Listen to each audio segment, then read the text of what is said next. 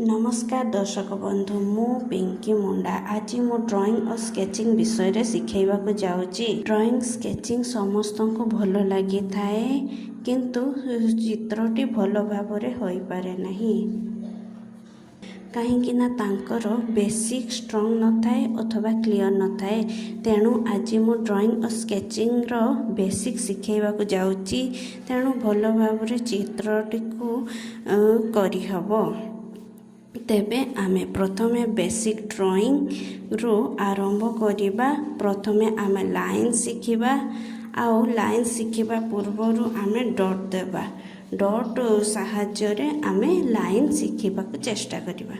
प्रथमे आपन डॉट देबे तापरे आउ गुटे डॉट देबे लंबा लाइन रे डॉट देबे तापरे लाइन टी को मझा मझी टाणिबे माने दुईटा डॉट जेमती मझी रे लाइन हेई पारिबो।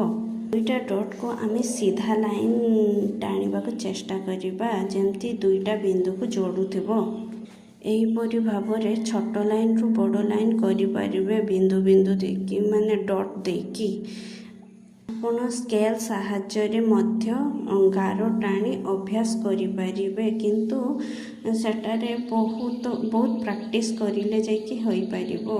बिना डॉट रे भी सेटा होई पारिबो किंतु स्केल साहाय्य रे प्रथम प्रैक्टिस करले से लाइन टी बांका हो जाई थाए सेति सीधा लाइन होई पारे नाही। सेथिपाई मु डॉट लाइन रु प्रैक्टिस करबा को चेष्टा करी ताहाले सीधा लाइन हेई पारिबो। तेणु आज पई एतिकी प्रैक्टिस करितांतु लाइन प्रैक्टिस करंतु भलो भाबरे। आउ वीडियोटी केमिति लागिला लाइक कमेंट सब्सक्राइब करबा को भूलंतु नहीं।